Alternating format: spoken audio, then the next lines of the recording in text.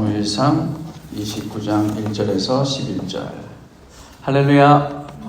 오늘 말씀은 피할 길을 내시는 하나님, 이라는 제목으로 함께 말씀을 나누겠습니다. 오늘 본문의 배경은 일단 짧게 말씀드릴게요. 여러분 지금 다 아시겠지만 혹은 지난주, 그 지난주 못 오신 분들을 위해서 짧게 말씀드리면, 다윗이 사울이 자꾸만 추격해 오니까 아무래도 내가 이스라엘 땅에 살다가는 결국 죽게 되겠다. 근데 다윗은 자기 목숨만 생각하지 않았을 겁니다. 자기 목숨 하나 숨기는 것은 일도 아니었을 겁니다. 그런데 자기에게 딸린 식구들까지 생각하니까 이렇게 살아서는 안 되겠다 싶어서 블레셋 땅으로 망명합니다. 이스라엘에서는 도저히 사울 때문에 못 살겠구나. 그래서 블레셋에 망명합니다. 근데 여러분 이것도 아시겠지만 블레셋이 이미 한 차례 망명했다가 도망 나오기도 했죠. 미친 척하고 침을 질질 흘리고 이러면서 그렇게 도망 나오기도 했습니다. 그런데 그럼에도 불구하고 도저히 안 되겠다 하고는 블레셋으로 갔죠. 갔더니 가드에 있는 왕 아기스라는 왕이 그 다윗을 받아주었고, 아기스에게 도움을 청했더니 아기스가 시글락이라는 성을 다윗에게 줬습니다. 그래서 다윗은 그 성읍에서 600명의 군사들과 그 식솔들과 함께 살게 됩니다. 그러다가 블레셋이 오늘 본문에 드디어 이스라엘과의 전쟁을 일으키기 위해서 군사를 모집했습니다. 이런 배경입니다. 블레셋 사람들이 군대를 다 모으고 그 수령들이 어떤 사람은 수백 명씩, 어떤 사람은 수천 명씩 인솔해서 지금 전쟁터로 나가고 있는 중입니다. 그런데 다윗은 지금 이 상황에서 진퇴양난의 위기에 처하게 됩니다. 그동안 아기스 왕에게 신임을 얻었어요. 그래서 그 덕분에 블레셋 땅에서도 잘 살았던 것은 좋았는데, 아니 난데없이 갑자기 전쟁이 일어나요. 지금 다윗의 입장에서는 그 어떤 전쟁보다도 골치 아픈 전쟁이 일어난 겁니다. 아기스 왕이 다윗에게도 다윗 당신 이제 내 부하니까 우리 블레셋 편에서 이 전쟁에 함께 참여하라, 이렇게 얘기를 한 거죠. 다윗의 입장이 어땠을까요? 가고 싶었을까요? 가고 싶지 않았을까요? 가고 싶지는 않았을 겁니다. 왜냐? 지금 싸움의 상대가 누가 됩니까? 이스라엘, 자기 동족과 싸워야 되잖아요. 지금 나가서 지금 아기스에게 신임을 얻어서 그래서 잘 살고 있었던 건 좋았는데 갑자기 전쟁이 나서는 아기스가 야, 너 우리 편에, 그리고 가서 너네 이스라엘 너네 동족들 같이 죽여야 돼, 지금 이렇게 얘기하는 거잖아요. 그런데 충분히 아기스 입장에서 그럴 수밖에 없었던 것이, 다윗이 그동안 어떻게 보고했습니까? 남방에 있는 다른 그 족속들을 치고는 그들과 전쟁을 일으키고 그들을 죽이고 와서는 이스라엘도 죽였어요 라고 보고를 했거든요. 그러니 다윗은 정말로 이제 이스라엘의 적이구나, 그러니 우리 편 해야 되겠다. 다른 4명의 방백들, 이 지금 블레셋은 5명의 군주제인데 4명의 방백들은 그것을 믿지 않았지만 이 아기스는 적어도 다윗이 이 보고를 듣고 믿었고 다윗이 노획물을 가지고 온 걸 봤을 때 이게 진심이구나 라고 믿었기 때문에 다윗에게 너 우리 편 해 라고 얘기한 거죠. 전쟁에 나가자니 동족 이스라엘을 죽여야 했고, 나가지 않겠다고 하면 블레셋 사람들이 역시 적군이라고 하면서 죽이려 들 것이 뻔했기 때문입니다. 그래서 다윗은 지금 아주 입장이 곤란했습니다.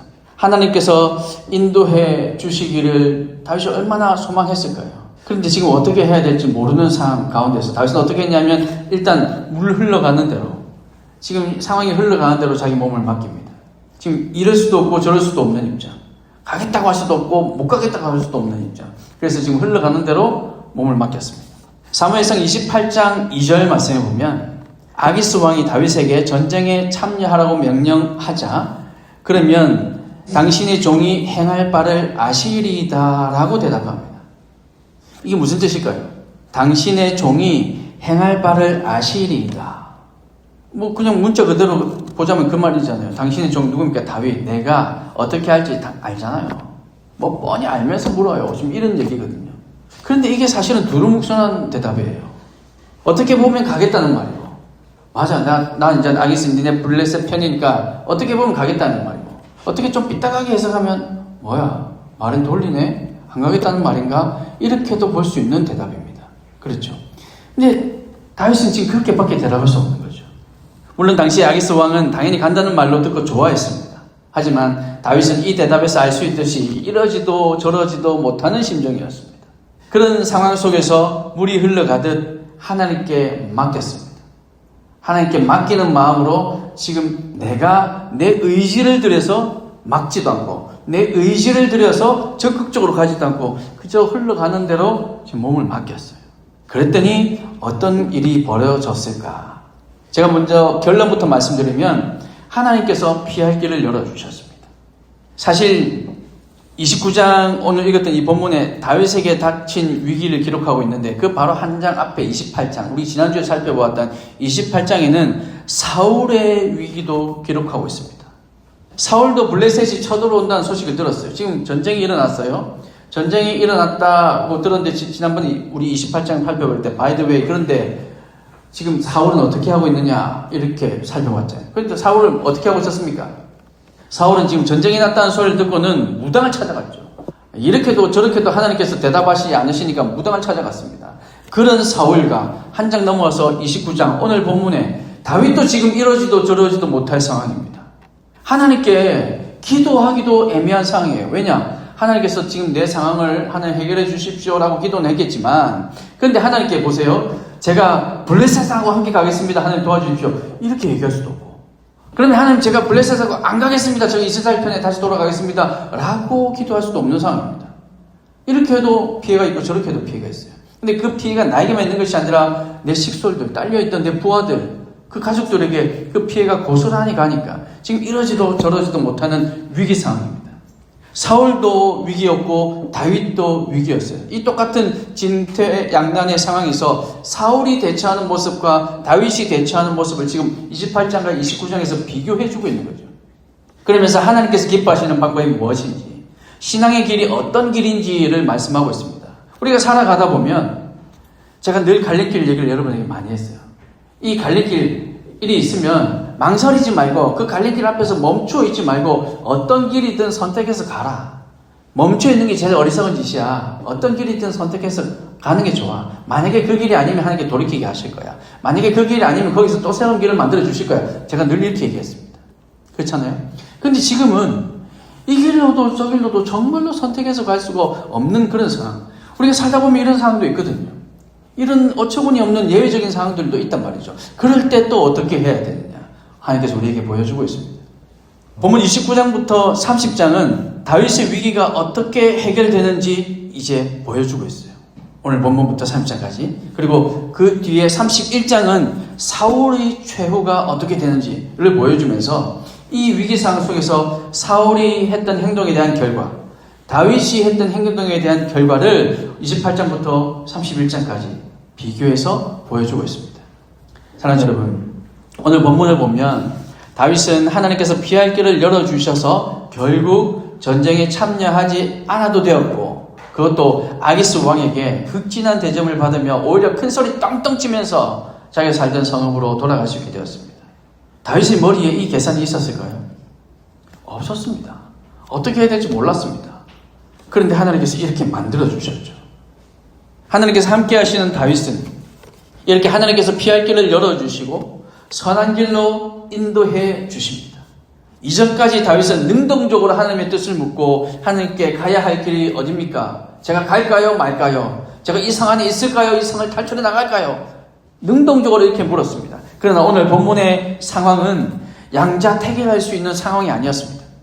오히려 이러지도 저러지도 못하는 상황 속에서 그냥 하나님께 맡겼습니다. 그냥 하나님 지금 흘러가는 대로 갑니다. 하나님 도와주십시오. 하나님께서 그냥 이대로 죽게 하시면 죽을 수밖에 없고, 근데 하나님께서 여기서 피할 길을 주시면 저는 피하게 될 겁니다. 그냥 이렇게 하나님께 맡겼어요. 하나님께 묻기를 전쟁에 참여해서 이스라엘을 공격할까요? 아니면 참여하지 않겠다고 해서 블레셋과 적이 될까요? 라고 이렇게 물을 수 없는 상황 속에서 그냥 흘러가는 대로 몸을 맡겼더니 하나님께서 이 두 문제를 모두 해결해 주시는 은혜를 경험하게 된 것입니다. 우리도 어떤 때는 갈림길에 서서 하나님 어디로 가야 합니까? 오른쪽입니까? 왼쪽입니까? 물을 수도 있지만 때로는 그러지도 못하는 상황이 있을 수 있다는 거죠. 그러나 그때에도 우리는 믿음을 포기하지 않아야 됩니다. 이제 그냥 자포자기 모르겠다. 될 대로 되라. 그런 마음으로 흘러가는 게 아니라 여전히 하나님께서 지금 내 머리 속으로는 도저히 이해되지 않지만 여전히 하나님께서 도와주실 것이야 라고 믿고 그 한 걸음 한 걸음을 옮기는 거죠. 지금 흘러가는 건 똑같이 흘러갑니다. 근데 그 흘러간 이후에 그 흘러가는 과정 속에서 하나님의 인도하심이 무엇인가 민감하게 기대하고 바라보고 있다면 그 하나님의 인도하심이 느껴지게 되는 거죠. 그러면 하나님께서 생각지도 못한 방법으로 피할 길을 열어주시며 이런 상황도 저런 상황도 다 해결하셔서 우리를 인도하게 된다는 사실을 여러분 믿으시길 바랍니다.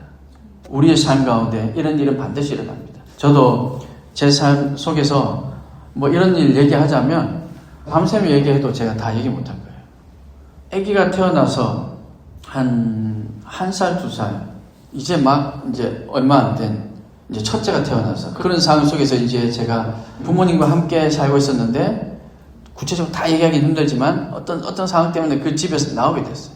나와야 되는데 사실 IMF를 제가 어릴 때 저희 집이 아주 크게 받았습니다. 그래서 그 IMF 때문에 집에서 딱지가 붙고 뭐 온갖 그런 경험을 다 해봤어요. 그래서 겨우 전셋집에 살고 있는데 하필 또 그때 제가 결혼해서 그 전셋집에 또 저도 얹혀서 사는데 거기에 아기까지 태어났죠.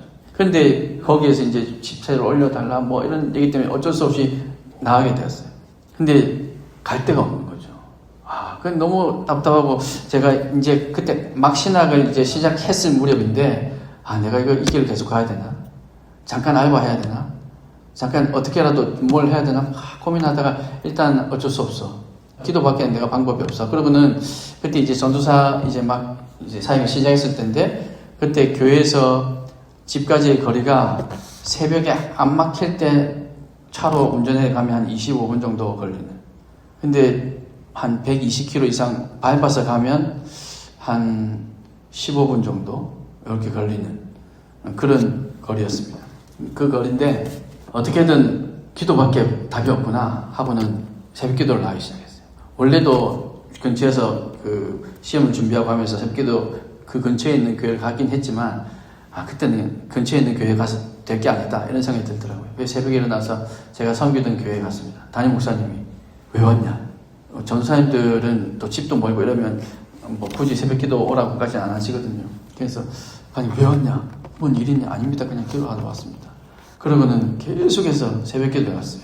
그러다 보니까 하나님께서 피할 길을 주시더라고요. 제 머릿속으로는 도저히 상상할 수 없는, 저는 뭐 제가 경험이 부족할 수도 있지만 제가 집을 구할 수 있는 방법은 대출을 내든지 아니면 누군가 돈을 좀 빌려주든지 아니면 싼 집이 나오든지 뭐 이런 것밖에는 제 머릿속에는 없었어요. 그런데 여러분에게 다 설명하기는 못하지만 저는 전혀 알지도 못했던 경매 뭐 이런, 근데 그것도 아주 우연히, 그래서 정말로 가지고 있는 돈도 없었는데 저희 부모님과 저희 부부와 그때 이제 태어났던 첫째가 같이 살 수 있을 정도의 빌라를 얻게 됐습니다. 물론 한정기간이 있었어요. 경매라는 어떤, 지금도 그건 제가 잘 모르겠는데 그 어떤 시스템 때문에 정말 뭐 돈이 거의 안 들다시피 해서 그 집에 들어가서 한 2년 채 안 되게 살고 나왔고 그동안에 또 다른 곳으로 옮길 수 있는 집을 구할 수 있는 기간이 되었던 거죠. 제가 그때 그런 생각이 들었습니다. 정말 진퇴양난이었거든요. 어떻게 될지 몰라요. 내가 사회 가겠다고 하니까 이런 시련이 오는 거야. 뭐 이렇게 온갖 생각을 다 하면서. 그런데 방법은 기도밖에 없구나. 근데 기도하면서도 이런 생각이 들었어요. 아무리 기도도 기도지만 이건 아무리 생각해도 길이 없는 길인데, 막다른 길인데 이게 어떻게 되지 하는데 하나님께서 흘러가는 대로 가는 그 상황 속에서 길을 내주셨어요. 제가 어떻게 막 방법을 찾은 게 아닙니다. 뭐 경매가 있나 뭐 이런 거 상상도 못했다니까요. 그런 걸 저는. 그리고 어떤 집이 있나 막 찾지도 않았어요. 그냥 기도밖에 할 수 없었어요. 그때. 그런데 하나님께서 그런 길을 열어주셨습니다. 조그마한 제 간증이지만 우리 삶 가운데 분명히 이런 일이 반드시 많이 생깁니다. 여러분 살다 보면 분명히 생겨요. 생각지도 못한 방법으로 길을 열어주시고 우리에게 피할 길을 열어주신다는 거 여러분 꼭 믿으시고 하나님께 매달리시기 바랍니다. 하나님께 매달려서 하나님께서 일하시는 것을 꼭 경험하시기 바랍니다. 지금 도전하셔서 이 하나님의 능력, 하나님의 경험, 은혜가 내 마음속에, 내 DNA에 새겨져야 그래 여러분 나중에 큰 일이 있을 때 그때 하나님과 함께 할 수 있게 되는 겁니다. 도전하십시오. 다윗이 이렇게 하나님의 인도하심으로 상황을 모면할 수 있었던 이유는 크게 보면 하나님의 은혜와 인도하심입니다. 그러나 그런 하나님의 인도하심이 가능했던 이유는 다윗의 입장에서 보면 다윗의 그 성실함과 다윗의 신실함 때문이었습니다. 다윗은 시글락에서의 1년이 넘는 기간 동안에 가드 왕 아기스에게 확실한 신임을 얻었습니다. 그래서 아기스 왕은 다른 블레셋 방백들에게 다윗을 두둔합니다. 그 다른 4명의 그 군주들에게 아니 다윗 정말 이제 우리 편이라니까 라고 그렇게 얘기하죠. 다윗은 정말로 신실한 사람이고 정직하고 그래서 흠을 찾을 수 없는 사람이다 그렇게 항변합니다.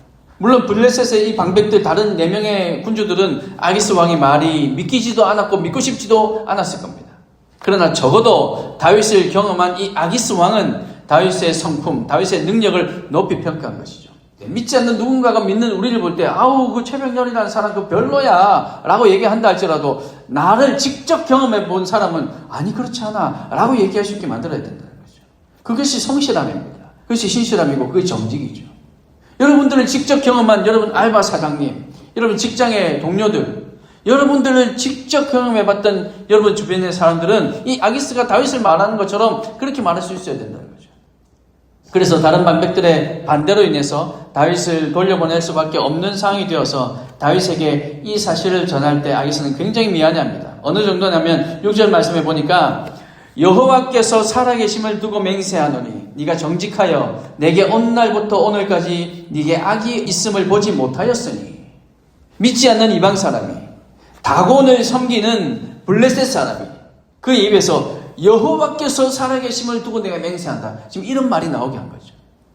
다윗을 향한 믿음이 어느 정도였는지를 보여주는 대목입니다. 세상에서의 우리의 모습도 바로 이런 모습이어야 한다는 거죠. 저 사람은 법 없이도 살 사람이야. 정말 신실하고 정말 좋은 사람이야. 그런데 알고 보니까 와, 쟤 교회 다니는 친구였네? 이렇게 돼야 된다는 거죠. 그런데 우리의 세상 쟤만 없었으면 좋겠다. 저 병렬이 쟤만 없었으면 좋겠다. 그랬는데 알고 보니까 와 꼴에 교회 다닌다더라 이렇게 되면 큰일 나게 되는 거죠. 그렇게 얘기하면 만약 그런 말 들으면 우리는 연자 맷돌을 목에 달고 수용하는 거나 마찬가지라는 겁니다. 이게 무슨 말인 줄 아십니까? 연자 맷돌. 맷돌 있잖아요. 막 짐승이 이렇게 돌려야 되는 그 무거운 맷돌을 목에 달고 수용해야 돼. 그럼 수용하라는 말은 무슨 말입니까? 차라리 물에 빠져 죽는 게 낫다는 거예요. 나 때문에 예수 그리스도의 이름에 흠이 나고 그 이름이 땅에 떨어지게 할 바에는 차라리 물에 빠져 죽는 게 낫다는 겁니다. 물론 너무 잔인하게 들릴지 모르겠지만 성경에 진짜 이런 표현이 있어요. 연자 맷돌을 못하는 거예요. 사랑하는 여러분, 오늘 저와 여러분은 속한 공동체에서 이런 신실한 사람, 정직한 사람, 악을 찾아볼 수 없는 사람이 될 수 있기를 간절히 소망합니다. 여러분을 바라볼 때 믿지 않는 친구들이 혹은 믿는 친구들이 여러분 주변에서 여러분들을 바라볼 때 아 정말로 신실한 사람이야. 정말로 착한 사람이야. 정말로 법 없이도 살 것 같아. 능력 있어. 뭐 이런 소리를 우리는 들을 수 있어야 된다는 거죠. 교회에서의 우리 모습은 더더욱 그렇습니다. 직장에서는 열심히 잘하는데 교회 와서는 좀 봐줘 그냥. 나 교회잖아. 교회니까 좀 봐줘. 이러지도 말아야 돼요. 교회에서 더 열심히 해야 돼요. 더 잘해야 돼요. 예전에는 제가 어릴 때, 나 때 같아서 죄송하지만 제가 어릴 때는 교회 문화가 세상 문화를 선도해 갔어요. 교회에서 우리가 그때 프로젝터라는 게 나오기 전에 그 뭐지? OHP 필름이라는 게 있었어요. 그 뭐냐면 영상이 같은 비슷한 건데 여기에다가 옛날에 대학교에서도 이거 좀 썼는데 모르나? 여기다가 투명 필름이 있어요. 그래서 이렇게 그 거울로 이렇게 비춰서 화면에 이런 그 스크린에다가 그 여기 위에서 교수님들이 거기 투명 필름에다가 막 글을 쓰면 거기에 이제 보이게 하는 그런 게 있었어요. 그런데 우리는 교회에서 이걸 너무 많이 봐서 너무 당연한 거였어요. 그런데 학교에서는 이런 게 없었던 시절입니다. 그러다가 학교에 이 기계가 들어오기 시작했어요. 학교에. 그래서 학교 선생님이 그걸 쓰는 거 보니까 애들이 우와! 근데 교회 다니는 애들은 뭐 저기 왜 우아하지? 우리는 늘 보던 건데. 조그만 예지만 이렇게 믿는 사람들이 교회가 세상 문화를 선도해 갔어요. 그래서 이제 우리는 오히려 우리가 이제 세상 문화를 이끌어 가야 되는 겁니다. 근데 우리는 그렇지 못한 사람, 우리가 오히려 세상보다 더 뒤처지는 사람, 그런 사람이 아니라 교회에 와서 더 열심히 하고 세상에서 여러분 속해 있는 곳에서도 열심히 하지만 교회 와서는 또 더 열심히 하는 그래서 교회니까 좀 봐줘. 교회니까 대충 해가 아니라 교회라서 더 마음을 다하고 정성을 다하고 그렇게 하나님께 예배하고 섬기는 그런 우리가 될 수 있길 바랍니다. 그것이 다윗으로 하여금 피할 길을 열어주시게 하신 하나님의 말하자면 조건일 수 있는 거죠. 다윗이 그렇게 하니까 하나님께서 피할 길을 열어주신 거죠. 하나님, 피할 길을 열어주십시오. 제발 좀 열어주셔서 제가 안 가게, 이렇게 안 했죠. 하나님 어떻게 할지 모르겠지만 하나님께 내 삶을 맡깁니다. 그렇게 하고 다윗이 나갔지만 하나님께 피할 길을 열어주셨습니다. 다윗이 그 성실합니다. 아기스가 그것을 알았기 때문에 우리의 그 성실함과 우리의 정직함과 우리의 신실함이 우리의 삶을 주님께서 피할 길을 내주시는 삶으로 변화시킨다는 것 여러분 꼭 믿으시기 바랍니다. 마지막으로 다윗은 아기스의 말에 내심 기쁘면서도 그렇지 않은 척 실망한 모습으로 아기스 왕에게 자신은 억울하다고 얘기합니다. 지금 이런 거죠. 아기스가 이제 다른 4명의 군주들이 반대하니까 어쩔 수 없이 이 다윗 데려가면 진짜 우리 이기는데 근데 어쩔 수 없네. 다윗 지금 미안하지만 당신이 섬기는 그 여호와의 이름으로 맹세하지만 정말 당신은 신실한 사람이고 흠없는 사람인 줄 내가 아는데 근데 반대하니까 어쩔 수 없다. 진짜 미안하지만 돌아갔으면 좋겠다. 이 얘기를 듣자 다윗은 마음이 어땠을까요? 진짜 내가 가고 싶은데 진짜 이랬을까요? 마음으로는 진짜 다행이다. 하나님 너무너무 감사합니다. 야 이렇게 피할 길을 내시는군요. 하나님 역시 하나님 살아계십니다. 마음속으로 그랬지만 겉으로는 아니 내가 정말 가서 진짜 이스라엘하고 싸우고 싶은데 저는 이렇게 연기를 못하지만 다윗은 연기를 잘했던 것 같아요. 그래서 아기스에게 정말로 안타깝다고 그렇게 하면서 아기스에게 큰 소리 치면서 왜 내가 가지 못한단 말입니까? 지금까지 제가 1년 넘게 왕에게 했던 거 못 보셨습니까? 나도 지금 이 이스라엘, 나 원수 같은 이스라엘인데 나도 가서 전쟁하고 싶은데 왜 못 가게 합니까? 이렇게 하면서 막 진심인 것처럼 그렇게 떵떵거리면서 다윗은 돌아왔습니다. 아기스 왕의 명령대로 다음날 아침 일찍 가족들이 있는 곳으로 돌아가게 됩니다. 다윗의 이 속임수는 부도덕한 일이다 라고 비난할 수 있을까요? 다윗이 지금 사실 솔직한 말을 한 게 아니잖아요. 오히려 하나님을 대적하는 세력들에게 한 방 먹이는 통쾌한 일이 된 것입니다. 하나님께서 주신 지혜고 은혜고 피할 길이었던 거죠. 오늘 저와 여러분이 의지하는 십자가 사건, 예수님께서 우리 죄를 위해 돌아가셨던 그 십자가 사건에 바로 이런 사실이 숨어 있습니다. 무엇일까요? 사탄이 보기에는, 마귀가 보기에는 예수님께서 십자가에 달려 죽는 그 모습을 보면서 우리가 이겼다. 예수 별거 아니네. 여론으로 밀고 가니까 안 되잖아. 예수가 드디어 죽었어. 하나님의 아들이면 뭐해? 쟤 저기서 내려올 수 있을 텐데 쟤 안 내려오네. 우리가 이겼어. 사단이 아마 그래서 막 쾌재를 불렀을 겁니다. 자기들이 승리했다고 그렇게 착각했을 겁니다. 그러나 하나님은 결코 실패하는 하나님이 아니시기 때문에 그 죽음, 예수 그리스도의 그 아들의 그 죽음이 온 세상을 구원하는 놀라운 반전을 가져오게 하셨습니다. 그래서 그 아들의 죽음으로 인해서 사단이 막 기뻐할 때, 그거 봐! 하고 기고만장해 있을 때 오히려 하나님께서 속으로 쾌재를 부르고 계셨을 거예요. 너 지금 기쁘지? 그게 다가 아니야. 이게 끝이 아니야. 라고 거기에도 이런 비밀이 숨겨져 있는 겁니다. 믿지 않는 세상은 십자가에 달리신 예수님을 향해서 손가락질하며 비웃었지만 하나님은 속으로 오히려 승리의 노래를 부르고 계셨다는 말씀입니다. 그리고 3일 후에 부활하셔서 온 세상 예수 그리스도를 믿기만 하면 우리 모두를 구원해 주시는 놀라운 일을 행해내셨던 거죠. 그것을 알게 되고 난 이후에 사단이 어떻게 했을까요? 속았다고. 어떻게 예수라는 작자가 하나님의 아들이라는 신이 저렇게 거짓말하고 속일 수가 있냐? 이렇게 했을까요? 그건 거짓이 아닌 거죠. 지혜인 겁니다. 사랑하는 여러분, 주님을 의지하는 사람에게는 하나님께서 이런 놀라운 지혜를 주신다는 사실을 믿으시길 바랍니다. 다윗이 곤경에 처하는 모습을 사단이 보고 비웃었을 겁니다. 야, 사울은 천천히요, 다윗은 만만히요. 그때 좋았지. 그러다가 사울 때문에 지금 쫓겨서 망명해서는 거기서 이제 한 1년쯤 잘 지내는 것 같더니 꼴 좋다. 이랬을 겁니다. 너 지금 이러지도 저러지도 못하잖아. 이스라엘 편도 안 되고 지금 블레셋 편도 안 되고 꼴 좋다. 이방 족속들 죽이고 이스라엘 죽이고 그러고 죽였다고 뻥치더니 잘 됐다. 아마 사단이 그렇게 막 비웃었을 겁니다.